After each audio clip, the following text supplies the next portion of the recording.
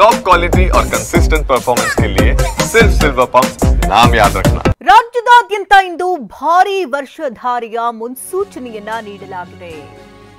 ಈಗಾಗಲೇ ರಾಜ್ಯದ ಹಲವು ಭಾಗಗಳಲ್ಲಿ ಮಳೆಯ ಆರ್ಭಟ ಶುರುವಾಗಿದ್ದು ಹಲವು ಜಿಲ್ಲೆಗಳಲ್ಲಿ ಶಾಲಾ ಕಾಲೇಜುಗಳಿಗೆ ಇಂದು ರಜೆಯನ್ನ ನೀಡಲಾಗ್ತಾ ಇದೆ.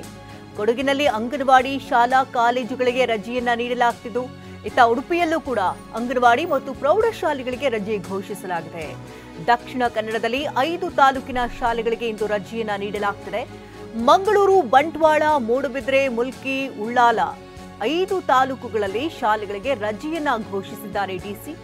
ಚಿಕ್ಕಮಗಳೂರು ಜಿಲ್ಲೆಯಲ್ಲಿ ಪ್ರೌಢಶಾಲೆವರೆಗೆ ರಜೆಯನ್ನ ನೀಡಲಾಗುತ್ತಿದ್ದು, ಚಿಕ್ಕಮಗಳೂರು, ಕಳಸ, ಮೂಡಿಗೆರೆ, ಶೃಂಗೇರಿ, ಎನ್ಆರ್ಪುರ, ಕೊಪ್ಪ ತಾಲೂಕಿನಲ್ಲಿ ಶಾಲೆಗಳಿಗೆ ಇಂದು ರಜೆಯನ್ನ ಘೋಷಿಸಲಾಗಿದೆ. ಇನ್ನು ಮಳೆಯ ರಣಾರ್ಭಟ ರಾಜ್ಯದಾದ್ಯಂತ ಮುಂದುವರೆದಿದ್ದು, ಮುನ್ನೆಚ್ಚರಿಕಾ ಕ್ರಮವಾಗಿ ಶಾಲಾ ಕಾಲೇಜುಗಳಿಗೆ ರಜೆಯನ್ನ ನೀಡಲಾಗುತ್ತಿದೆ. ಪ್ರಮುಖವಾಗಿ ಕೊಡಗಿನಲ್ಲಿ ಹಾಗೆ ಉಡುಪಿನಲ್ಲಿ, ದಕ್ಷಿಣ ಕನ್ನಡದಲ್ಲಿ ಎಲ್ಲ ಕಡೆಯೂ ಕೂಡ ಮಳೆಯ ರಣಾರ್ಭಟ ಹೆಚ್ಚಾಗಿ ಅವಾಂತರಗಳೇ ಆಗ್ತಾ ಇದೆ. ಹಾಗಾಗಿ ಮುನ್ನೆಚ್ಚರಿಕಾ ಕ್ರಮವಾಗಿ ಶಾಲೆಗಳಿಗೆ ಹಾಗೆ ಪ್ರೌಢಶಾಲೆಗಳಿಗೆ ರಜೆಯನ್ನು ನೀಡಿದ್ದಾರೆ. ನೀವು ಗಮನಿಸ್ತಾ ಇರಬಹುದು ಮಳೆಯಿಂದ ಯಾವ ರೀತಿ ಅವ್ಯವಸ್ಥೆಯಲ್ಲಿ ಉಂಟಾಗಿದೆ ಅಂತ. ಮಂಗಳೂರಿನ ಪಂಪ್ವೆಲ್ ರಸ್ತೆ ಕಂಪ್ಲೀಟ್ ಆಗಿ ಜಲ ದಿಗ್ಬಂಧನಕ್ಕೆ ಒಳಗಾಗಿದೆ.